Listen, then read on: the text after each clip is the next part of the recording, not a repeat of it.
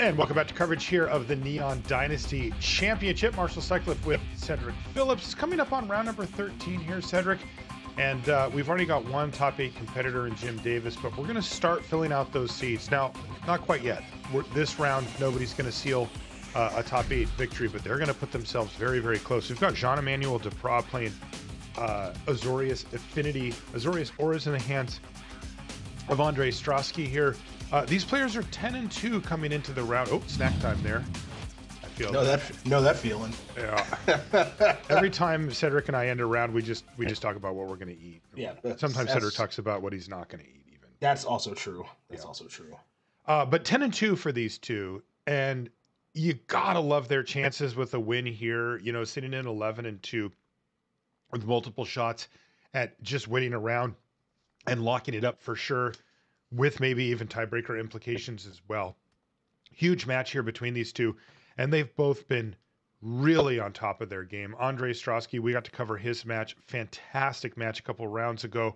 Really exciting stuff. Him just hanging in, top decking, falling back behind, top decking again, getting back into it, you know, playing really tight and getting rewarded for it. Same thing with Jean-Emmanuel. Man, he's one of the best players in the world, and it's like people just seem to forget every time, and then they watch. Not me. Yeah, you're honestly, you're one of the biggest Jean-Emmanuel cheerleaders out there, and you're really being paid off for it. Did you know that he didn't even have a testing team for this? He just did this all himself. Yeah, like we asked him, please share the names of the players that you're going to test. He just put 0. Yeah. That's what he put on the thing. Just 0. Nobody. It's just me. It reminds me of Sean McLaren. The lone Many wolf. moons ago, the lone wolf who went like Pro Tour champion into Pro Tour runner-up. Just unbelievable. Now, speaking of unbelievable, of course, Ondřej Stráský is not working with a lot of cards so far this game. On a mulligan down to at least, I think it was down to 4. Had to put 3 cards back. So, look, it's brutal to start a game off that way, Marshall. I think we already know that. But a deck that can kind of undo those mulligans pretty quickly is this Azorius Auras deck. A couple copies of Spirit Dancer, Light Paws, and an Aura there as well. And the clock here from Jean-Emmanuel is really not all that quick. No, he's got one of those draws that puts out some artifacts in the form of Esper Sentinel ×2. Very nice start, but it's just 2 power. That's it. Right now, he's just 2 power on the board. Spire of Industry is going to hit the battlefield. Chip in for 2, down to 17 goes Stráský, and it's just going to have to be your move. No plays there for Jean-Emmanuel, staring down at 3 lands and a Thought Monitor. Another Esper Sentinel off the top of the library for him, but no land still for Stráský. He is going to fall behind quickly here. Look, you mentioned it. He can come back in, but he's got to find that land. Yeah, and now this is gonna shorten the game quite a bit here because 2 more cards are coming, more power on the battlefield, and then Karn's going to be cranking out constructs. It needed to be a land that turn for Stráský to have any chance. Now, I'm not sure if he's going to be able to come back from this, but at least it's a step in the right direction. That's right. His hand is stacked, too. He's got SRAM, Light Plus, Double Core, Spirit Dancer, Sentinel's Eyes, and a Curious Obsession. I mean, he certainly has the tools. The question is just, can he deploy them quickly enough? And at least at this juncture, it feels like no. He's going to lead off with SRAM Senior Edificer and pass the turn back. Another land. Now, we have seen this happen sometimes, right? Where you've got the old one player doesn't have enough, one player has too many. And if they can just hang on, the player with not enough usually does win, but they do have to hang in there and not die. Here we see all the creatures attacking for Jean-Emmanuel. This represents 4 damage coming across. It's kind of an interesting spot, right? Because I think there's a part of me that believes that Jean-Emmanuel was going to make this attack and it was going to be, oh, well, you're not going to block because obviously I have a Ganjo. And Stráský's like, well, I have all of these 2-mana Aura creatures, so I will block. I think what Jean-Emmanuel was going to hope was going to happen that turn was I tagged all my creatures, I bluff a Ganjo, you take damage, I play Karn, make a Karn struck, and then life is really easy. Speaking of making life easy, Portable Hole is going to make this game super easy. That's right. That might have been the nails in the coffin there. Just with the amount of damage coming across here, it'll be 5 damage right now, plus a Construct, as we call them. And that's just simply too much for Stráský to come back from. GG. Game number 1 goes to Jean-Emmanuel Depraz, who just beats up on the mana-constrained Stráský there for an easy game 1. He'll take it.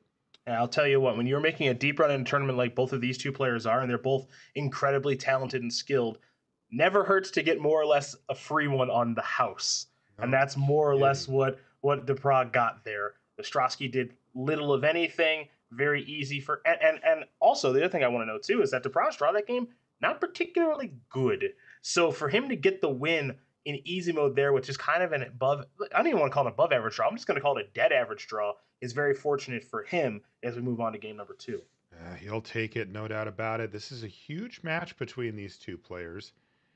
10-2 is the record coming in, and we're really in that, tighten up your collar stage of the tournament here. These players know that there's not a lot of room to give, and a victory or loss at this stage could definitely mean that you make the top 8 or that you don't.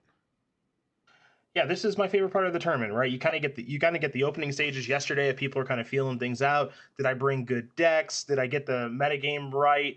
Early stages of any tournament, it's always you're always a little bit nervous as a player, but then we kind of work ourselves in the middle of the tournament. Now is where the pressure gets amped up. Now is where every decision matters more than it did before. And look, Stráský, unfortunately for him, had to take that triple mulligan, but not out of it yet, not by a long shot.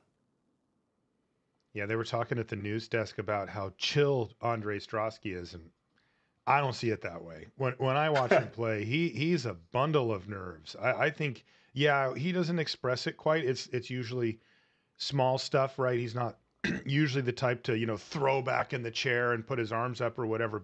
But if you look at his mannerisms, like look at him. I mean, is this like somebody who's just calm, cool, and collected? Like he's agonizing over every decision here. Shota Yasuoka, he is not. Right. That's what I'll say there. Jean-Emmanuel is actually quite chill. Like something really bad will happen and he'll smile. He'll just be like, yeah, well, what are you going to do? He loves playing the game. And I love, one of my favorite things of doing coverage over the past decade as I have is I love seeing a player kind of come from nowhere into being one of the best players in the game. And I think that's what's happened with Jean-Emmanuel over the past couple of years. A handful of years ago, I couldn't even have told you who he was. Now I think he's arguably the best active player in the world. And that's a testament to him and how much hard work he's put in. Maybe next Pro Tour or maybe next Mythic Championship or whatever we're calling these things, someone will want to team with him. I don't know. Yeah, it feels like it was funny because when Riley asked him about it, he's like, yeah, I've been playing a lot of limited. Just drafting it up, Yeah. He's my game sharp, but he certainly has a knack for finding the right cards here. Now, much better start here for Stráský on turn 2, Core Spirit Dancer on the play. It is going to get nabbed by Portable Hole, but hey, at least he can cast some stuff this game, get himself going. Yeah, we're going to have to get to see Light Paws in action this time around. Now, again, Jim Davis, who's already there, he's already done his job. I think most people would have expected him to play that card in his Azorius Auras deck, myself included. It wasn't until I took a deeper look at the deck list that he elected to not play Light Paws. Stráský is playing it, so I'm kind of excited to actually finally see this card in action, assuming Stráský draws an Aura, of course. Yeah, it sounded like a close call for Jim. He said, yeah, I tried it. It was pretty good. Just preferred the other options. Now it gets a little interesting here. It's decision-making time for Depraz. He's got a couple of options, right? You can go towards Psy. You can get Nettle Cyst on the battlefield. That's a pretty big creature. You can do the Ingenious Smith route and maybe hit something. That's ideal. Do you just want to maximize your mana with one of these 3 drops? Nettle Cyst is pretty large and only going to be getting larger. That's right. Esper Sentinel's going to have to stay home, of course, because of the 2/2 Light Paws Emperor's Voice. Pass a turn back, and there's one ingredient missing here, Cedric, and no auras in sight, at least not yet. No, not yet, but if one does show up, things are going to kind of spiral out of control. This is a little bit strange to see happen, but here we are. The auras deck is missing the part of their deck it's named after. That's right. There's the Psy Master Thopters off top of the library.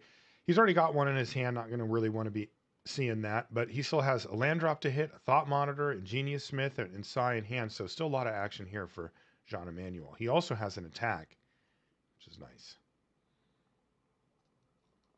And this will be interesting to see which route he wants to go here. Thought Monitor is somewhat appealing, but there's also the whole, I want to get Psy on the battlefield so I can start cranking stuff out with that card, and every artifact I play is better. So it does look a little strange right now if you're Depraz. Okay, you haven't played any auras yet, so presumably you don't have any auras in your hand, so what do you have in your hand?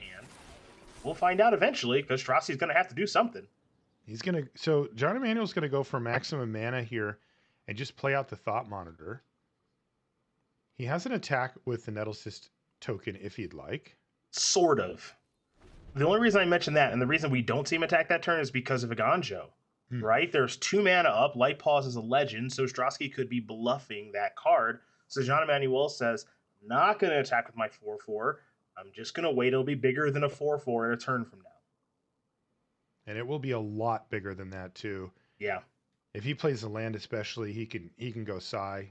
He doesn't actually need a land. He can just play Psi plus Artifact here, spit out a token. All of a sudden, the Nettle Cyst is huge. And certainly out of range. There's Staggering Insight, so big draw step now for Stráský. Does he want to pay for Esper Sentinel? Yes. And he finds a SRAM. That's one of the ones he doesn't have on the battlefield, so that'll work too. Still wanted to find more auras, but you know what? He is well set up for it. Let's see what Light Pause digs up for him here. He's taking a look now. Yep, that is the question. A little bit of chaining going on with that legendary creature. He's got to find one with a different name.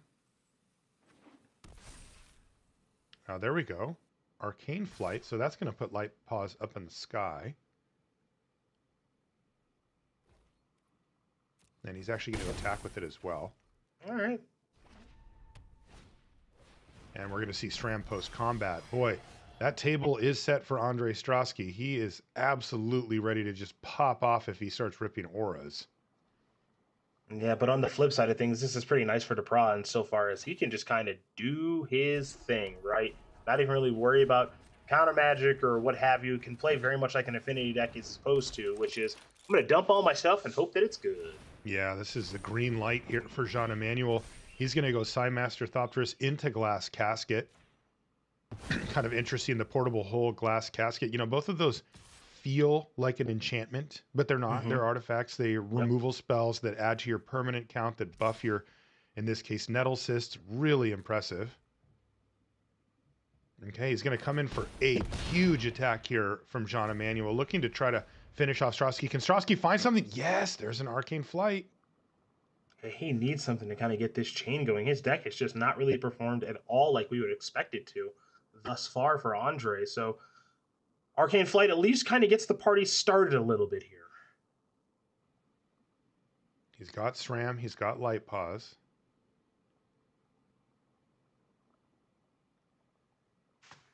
If he really wants, he also has Otawara Soaring City that he could use to bounce the token on the other side and maybe stem the bleeding. Both of these decks are really kind of looking to do their own thing, right? They did pack some interaction. It's pretty tough to show up with a deck with 0, but they're definitely focused on their own game plan more than trying to stop you. Arcane Flight's going to hit SRAM, but it's going to find a Hallowed Fountain here for Stráský. Light Pause trigger on the stack, but he's fallen a little short of chaining them together. You know, he hasn't quite been able to keep multiple card draw creatures on the battlefield. As you can see, the Portable Hole and the Glass Casket both scooping up some Spirit Dancers. All right, it's going to be Cartouche of Solidarity, though. That could buy him a chump block on the Nettle Cyst.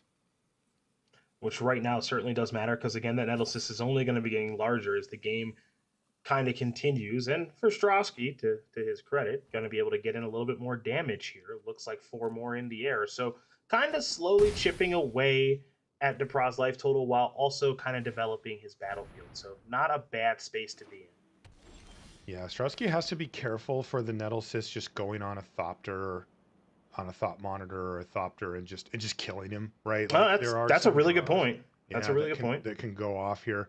He is at 12, though, so probably out of range of that under most scenarios right now. He's going to kick things off as Jean-Emmanuel with Ingenious Smith. This is going to dig up something for him. Hopefully it does. And then this is what you're kind of talking about, right? One, that those cards that feel like they're enchantments, Portable Hole and Glass Casket, they actually are artifacts, and they're cards that can be hit by Ingenious Smith. It's actually really, really nice for this deck. Yeah, he finds a Glass Casket, or he could even just take an Ornithopter if he decides that he just wants to get more stuff on the battlefield. But he's got to be tempted to just Glass Casket here. I mean, he can take SRAM out. He could take Light Pause out. Jean-Emmanuel's taking a pause here to do a little math, it looks like.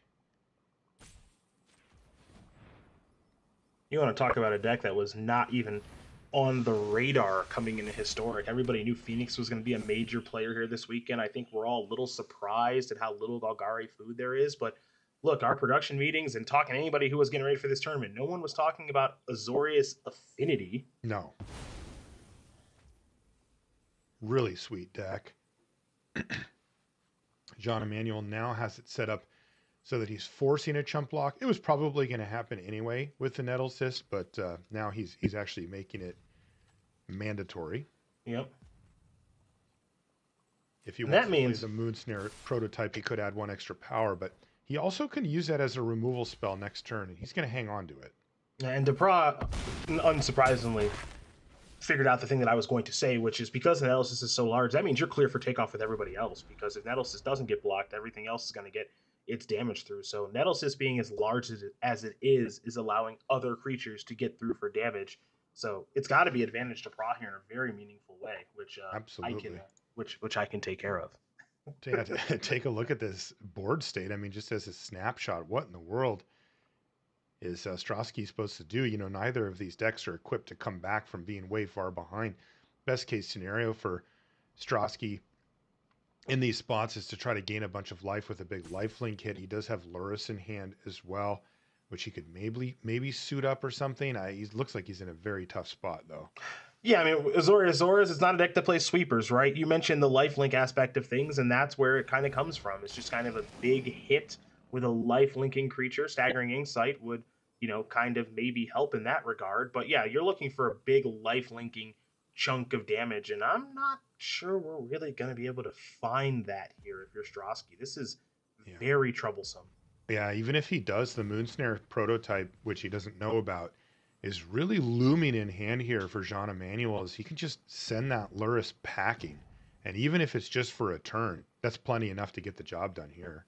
Yeah, and I love that Depraz didn't deploy that card, has mostly just had that card been hidden in hand. It's a really, really powerful card for this strategy. Maybe this is a card that he's really leaned on over the course of this weekend, and is why he's playing that card and this deck to begin with. Yeah, Jean-Emmanuel's just playing beautifully. Didn't risk the Nettle Cyst. It wouldn't have been punished for it, but he recognized, look how important that card is now, right? Hugely important. Okay, Light Paws is going to attack. Why? Because it's free. It's got Vigilance now. Yeah, might as well. Could get a card out of the deal here. Jean-Emmanuel considering chump blocking with the Thopter there just to prevent that 1 extra card going into hand here, I think. But he's going to let it go. Doesn't have lifelink, so... No real concerns. Right. Oh, he's going to play Iganjo. Does that leave him the ability to play Otawara? He has 2 legendary creatures. Yeah, 4 to channel on that, so that's enough to channel this now. Okay. He's kind of all in on that plan. Ooh, there's Shadow Spear now for Jean-Emmanuel as well.